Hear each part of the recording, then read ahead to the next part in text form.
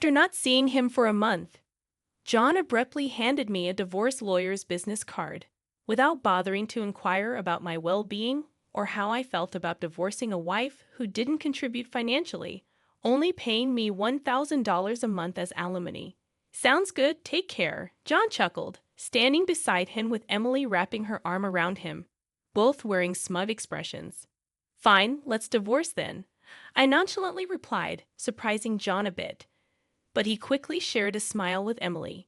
John wasn't much of a thinker, making my revenge plan easier to execute. After the divorce papers were approved, I decided to initiate my revenge plan on both of them. I was determined to make them cry as a celebration of my recovery. My name is Sarah Wolf, a 47-year-old illustrator and children's book author who loves drawing. I have two childhood friends, John and Emily, who are important to me. John is also my husband. It all started when John asked me out as I was heading to a different college after high school. I thought he was into Emily, but I couldn't say no to a confession from John, whom I secretly liked. After some thought and consultation with Emily, I accepted John's proposal. Emily's behavior had been problematic since our teens, but she was still a dear friend to both John and me. However, Emily had a tendency to snatch other people's boyfriends and then dump them once they became obsessed with her, causing problems repeatedly. Her parents were concerned, so John and I often spent time with her to watch over her.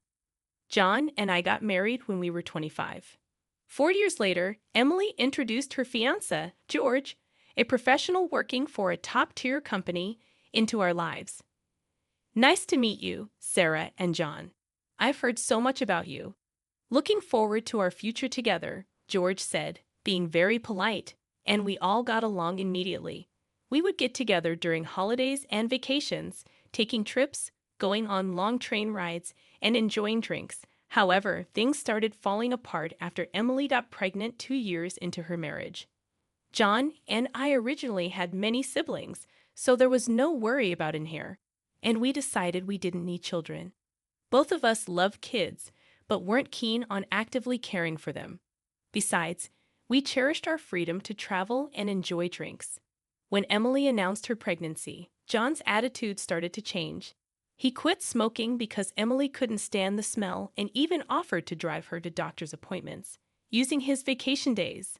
I warned him, "George might get upset if you're always with Emily." But John argued back, "You have work, don't you? She's our childhood friend, and she's reaching out for help. You're heartless." I replied, "I've been buying things and helping where I can, but going with her to the obstetrician is crossing the line." John frowned and then glared at me, saying, "Why?" "Because Emily wants it, right? She says she's anxious about the checkup. I can't just let her go alone." When I suggested George should go with her, John snapped, "If you go with her every time, it's almost like you're the father of the baby in her belly." John was jealous, and he dismissed my concerns, snapping at me for being annoying. We had hardly ever had a fight during our marriage, but things changed when Emily got pregnant. Our arguments increased, and that didn't change even after Emily gave birth. In fact, John started spending even more time with Emily and their child, Emma. When Emma turned 6, an incident unfolded involving the attendees of her graduation ceremonies. The day before the graduation, John abruptly started rummaging through the closet. "John, what are you doing?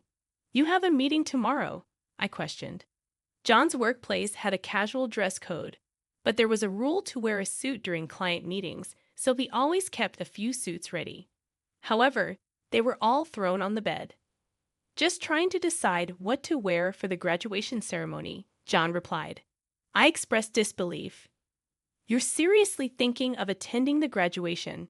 John explained that George couldn't make it, and Emily had asked him to go. I couldn't comprehend it. "Wait, that's absurd.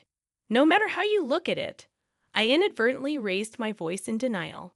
John's face turned sour. While I knew he occasionally picked Emma up from kindergarten, attending a graduation ceremony as a childhood friend who wasn't even a biological parent seemed nonsensical. "You still doubt me and Emily. I'm disappointed that you can't even help out. That's not the point anyway." I'm attending the graduation tomorrow. So iron a shirt properly. John abruptly ended the conversation, leaving me behind and going to the bedroom. Left with no choice, I called Emily. Hello, Emily, about tomorrow. Sorry about tomorrow. I'm borrowing John, but won't George be upset about the graduation attendance? Sarah. What are you talking about? Obviously, I haven't told George that the graduation is tomorrow. I'll tell him after the ceremony, Emily responded casually. I was shocked to learn that George didn't know about the graduation schedule. Upon further questioning, it became apparent that Emily hadn't informed George about any of the kindergarten events so far, and John had been acting as the father at the kindergarten. This selfishness left me dizzy. Wait a minute, Emily. Isn't that extremely unreasonable? It's disrespectful to George, and just because he's a childhood friend. Hey, what's wrong, Sarah? You're scary. Well, see you tomorrow. Emily interrupted, and despite my anger, she unilaterally hung up the phone. In the end, I ironed a shirt, prepared a tie, and the next morning, I saw John off to Emma's graduation ceremony. After that incident, John and Emily started going out more frequently, progressing from once a month to once a week, and then to 3 times a week. Eventually, even George seemed to have some suspicions. One day, while John and Emily were out, he visited our house alone. I'm sorry for visiting you late at night.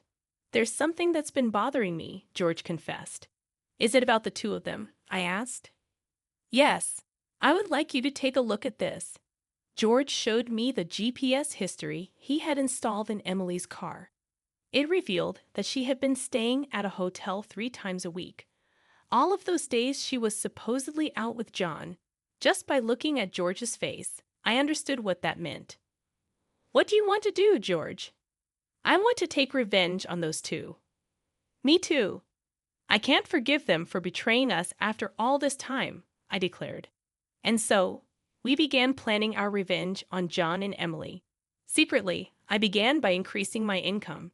I had been saving by doing housework and taking care of Emma, and my income had significantly decreased. George switched to working from home, and when Emily and John went out, he would bring Emma to my house, and we would take care of her together. Neither Emily nor John realized that we knew about their relationship, and we were able to gather solid evidence. Once we had collected enough evidence and were ready to take our revenge, we discovered a shocking truth about Emma. George and I struggled with the decision, but we both agreed that we didn't want to hurt young Emma, so we decided to wait until she was an adult to take our revenge. However, even though we decided to endure for 10 years, I was struck with a serious illness that required long-term hospitalization. Even at best, I wouldn't be discharged for at least 2 years. Although I could work from the hospital room, it was certain that I would have to reduce my workload. After informing George about the situation, I consulted John. However, John's reaction was no different from when we were making small talk. I'll visit you once in a while, John nonchalantly said. I felt that John no longer had any affection for me, as he didn't even inquire about my condition or the name of the disease. In reality, John only visited once a month or once every 2 months. After Emma's 15th birthday, she started acting strangely. Although she used to visit me almost every day right after I was hospitalized, she became distant after her 15th birthday. However, neither George nor I could figure out why, and we were puzzled. Even when we asked Emma, she just said, "Don't worry about it." However, we ended up learning the reason from John, who rarely showed up. "Hey, it's been a while," he said, completely transformed into a flashy appearance, walking in without even knocking. After not seeing him for a month, John thrust a divorce lawyer's business card at me without even asking, "Are you okay?" Or, "How are you feeling about divorcing a wife who doesn't work?" "Pay me $1,000 a month as alimony. That's the deal, so take care," John said, grinning from ear to ear. Beside him, Emily wrapped her arms around John's with a similar expression on her face. "Fine, let's divorce then," I casually agreed, surprising John for a moment. However, he quickly exchanged smiles with Emily.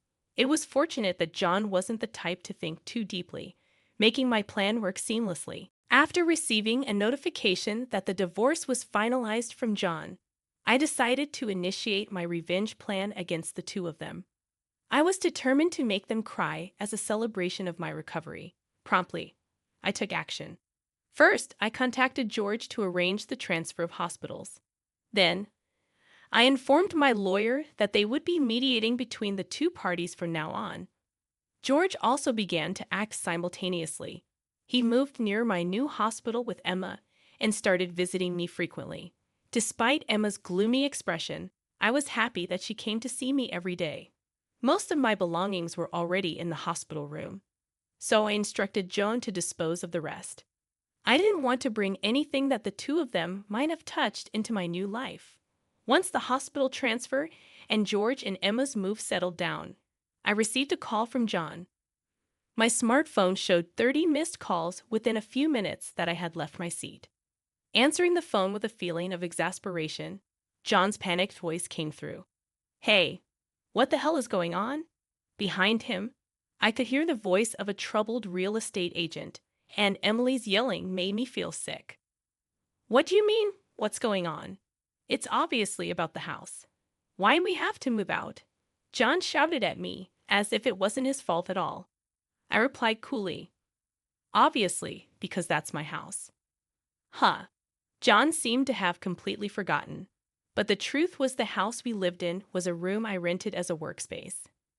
When I started making a living as a freelancer, I didn't have enough income to maintain two houses, and John didn't have enough income to live alone. So he ended up moving into my place. Therefore, John had never paid the rent or utility bills for that room. Although I received some money from him for living expenses, it wasn't enough to maintain the place. Unfortunately, that room was already canceled. It was far from the hospital I transferred to, so I had processed the cancellation the day after submitting the divorce papers. I didn't inform him because the real estate agent who knew the situation said they would contact him. George and Emma suddenly disappeared, and our house was sold. What are we going to do about our new house? John shouted in frustration. I don't know. Maybe stay in a business hotel for now. I replied as I turned on the speaker and started working. John yelled in frustration, "Don't screw with me." However, he seemed to remember something and started speaking in a more soothing tone. "Well, whatever. When will you transfer the money? We're running low on cash." "What are you talking about? Huh? Don't mess around. I told you to pay $1,000, didn't I?" "Oh, I don't recall agreeing to that." My nonchalant response was met with incoherent screaming from John on the other end of the phone. Apparently, he thought he could get money from me and had been squandering it. Even if he had $1,000 left, how did he plan to get by for the rest of the month? Hey, don't just stay silent. Say something. There's really nothing to talk about. My retort left John momentarily dumbfounded, but he soon started yelling again, growing increasingly annoyed. I addressed John in as cheerful a tone as I could muster. "Anyway, we're basically strangers now, so please don't contact me anymore. You'll hear from my lawyer." "Huh? Lawyer? Hey, wait a minute." I hung up without listening to John's response. He tried calling back several times, but I ignored it, and eventually the call stopped. However, angry that I didn't answer, John started ignoring calls from my lawyer. He certainly had a childish side, but I never imagined he'd be the kind of person who didn't mind causing trouble for others. I sighed deeply at John's selfishness. A few months later, after a temporary discharge from the hospital, I visited John's parents' house. In front of me were John and Emily, both looking small and trembling. "You telling my parents is a low blow." "Oh, I just reported that we got divorced." John glared at me in response to my answer, but he shrank back under his father's stern gaze. Actually, I had a great relationship with my in-laws, even visiting and dining with them when John wasn't around. Despite being so well loved, I felt it was wrong not to share the details of our divorce, so I went to visit them. "Is it true that you're remarrying Emily?"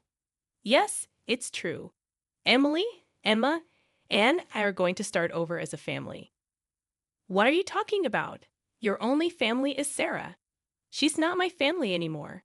John's words made his father frown with a look that seemed to say, "Give me a break." John shook his head a few times, then handed me a piece of paper. It was a bill from a nearby luxury hotel. "What's this?" "It's the bill from the hotel we stayed at." John, acting as if it was obvious, pointed at the bill on the table, then suddenly collapsed. "Oh, what the heck, Mom? I didn't raise you to be like this." My mother-in-law, gasping for breath, was met with a look of disbelief from John. Next to him, Emily wore the same expression. However, he seemed to remember something and started speaking in a more soothing tone. "Well, whatever. When will you transfer the money? We're running low on cash." "What are you talking about?" "Huh. Don't mess around. I told you to pay $1,000, didn't I?" "Oh, I don't recall agreeing to that." My nonchalant response was met with incoherent screaming from John on the other end of the phone. Apparently, he thought he could get money from me and had been squandering it. Even if he had $1,000 left, how did he plan to get by for the rest of the month? "Hey, don't just stay silent. Say something." "There's really nothing to talk about." My retort left John momentarily dumbfounded, but he soon started yelling again, growing increasingly annoyed.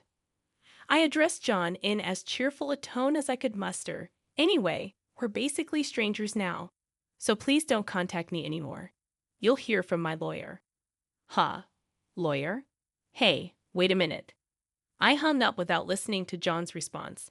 He tried calling back several times, but I ignored it, and eventually the calls stopped. However, angry that I didn't answer, John started ignoring calls from my lawyer. He certainly had a childish side, but I never imagined he'd be the kind of person who didn't mind causing trouble for others. I sighed deeply at John's selfishness. A few months later, after a temporary discharge from the hospital, I visited John's parents' house. In front of me were John and Emily, both looking small and trembling. "You telling my parents is a low blow." "Oh, I just reported that we got divorced." John glared at me in response to my answer, but he shrank back under his father's stern gaze.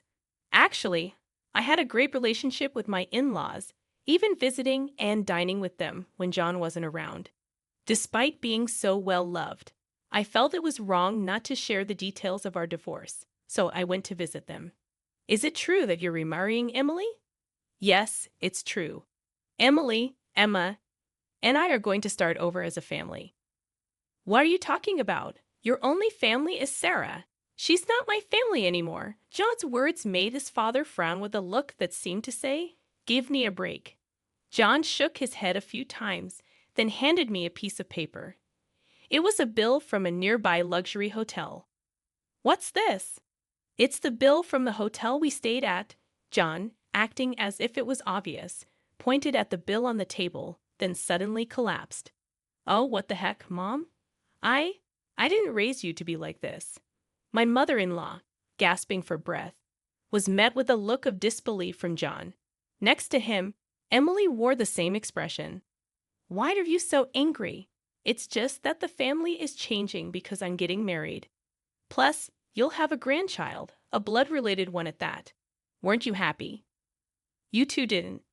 My mother-in-law, looking as if she couldn't believe what she was seeing, glanced at Emily, then turned her gaze to me. Both my in-laws understood that I didn't want children and still treated me as their own daughter.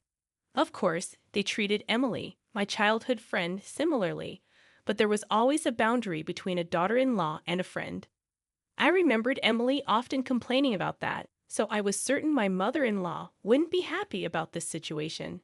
And Emily should have known it too. "You doted on Emma, right? It'll be your grandchild, so you'll be happy, right? It's because she's a child I've known since she was little." "Oh, but half of her blood is from John, right?" Even after all this, Emily, showing no sign of remorse and acting as if she couldn't understand the problem, gave me goosebumps. At that moment, someone who had been silent until now spoke up. "Enough already. It's disgusting." "Huh. Emma, who had been playing with her smartphone in the corner of the room, spoke to Emily without looking up. The room fell into stunned silence. My dad is the only one I consider my father, whether we're related by blood or not. He's the only one. But John has always been the one to attend your school events. I'd heard everything from Dad, how he was always informed of the event dates after they were over, how eventually even the events themselves were kept from him. But Dad always said I was his daughter, so I am his daughter, and I will never be yours. Emma glared at Emily as she said this, then sitting beside me, she switched to a more concerned tone. When I found out about this, I thought you would hate me. But Dad said that wasn't the case, so I came here today. Emma, I love you so much. You were so kind to visit me every day while I was in the hospital. I was really happy, Sarah. Emma, perhaps relieved of her anxiety, teared up and hugged me tightly. It might indeed be a child resulting from an affair between John and Emily. Yet it's a child I've taken care of for 15 years. There's no way I don't have affection for her. Speaking of which, Emily, weren't you curious why I wasn't surprised when I found out Emma is John's daughter? Ah! Emily looked startled before she could speak. A new person entered the room. We knew from the start, 10 years ago actually. George suddenly appeared, and understandably, Emily started to panic. As she had recently unilaterally demanded a divorce, citing irreconcilable differences, I was shocked when you mentioned divorce. Oh, and unfortunately, you're not divorced yet. The divorce papers are still here. Didn't you notice? What? In the world? Emily seemed stunned, but John suddenly burst into laughter. So that's what it is. You two are together, huh? But too bad. Isn't it impossible to live on George's salary alone? Can you stop making weird assumptions? Also, it seems George earns double the amount you think. Huh, it's probably a bluff. A lol. Besides, it's impossible for you to work while dealing with your illness. You'll just die miserably somewhere. This time I laughed at John's huge misunderstanding. John, seeing me suddenly start laughing, was getting frustrated. You didn't know about my income, did you? Huh? It's probably just a bit more than a part-time job. No, it's different. My annual income is $500,000. Huh. John's eyes and mouth were wide open in shock. Emily was also stunned. In fact, over the past 10 years, I had become a popular children's book author, and my income had skyrocketed. From essays, interviews, and the like, moreover, a film adaptation is planned soon, so my income is skyrocketing. Liar. Oh, do you want to see this?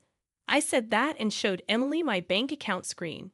It clearly showed a large amount of money being deposited every month, and Emily was at a loss for words when she saw it. Sarah, let's all make up, huh? What are you saying? Emily was furious at John's words, blinded by the money. I watched them blankly and then opened my mouth. Well, if you want to get married, feel free. Oh, and I'll definitely take the compensation for damages. Sarah, wait. Sarah, ignoring John's words, I took Emma's hand, and after saying goodbye to my in-laws, I left their house. John originally worked at my father-in-law's company, but it was revealed that he was lying about going out for sales, and he was fired. My father-in-law planned to forcibly put him on a friend's fishing boat and work him to the bone. Working on a fishing boat was tough for indoor-loving John, and he contacted me several times, but each time I notified my father-in-law, and eventually the calls stopped. Emily lost custody to George and got divorced. She seemed uninterested in John, who couldn't afford luxuries and didn't seem to chase after him. She was disowned by her family and lived alone in a rundown apartment. She hadn't worked at all since getting married, and since she had always made others do things for her, she couldn't do anything herself, and there were hardly any places that would hire her as a full-time employee. Still, she had to pay for her living expenses and child support, so she worked multiple part-time jobs and barely made ends meet. After entering high school, Emma worked hard every day to study abroad and go to a prestigious university overseas. Being originally diligent, her dream is to translate my picture books and deliver them to children all over the world, which makes me happy. As for me, my picture books are selling well, and I am receiving more and more offers for Anon adaptations and merchandise. My illness is also progressing well, and although I am still hospitalized, my doctor recently told me that I might be able to leave the hospital next year. And one more thing, George and Emma come to visit me every day. Actually, George recently confessed to me with remarriage in mind. I haven't given my answer yet, but I can't help but have feelings for him, who said he wants to live together when I leave the hospital. While thinking about what to answer, I work on my picture books every day, hoping for a happy future for us. I weave stories again today.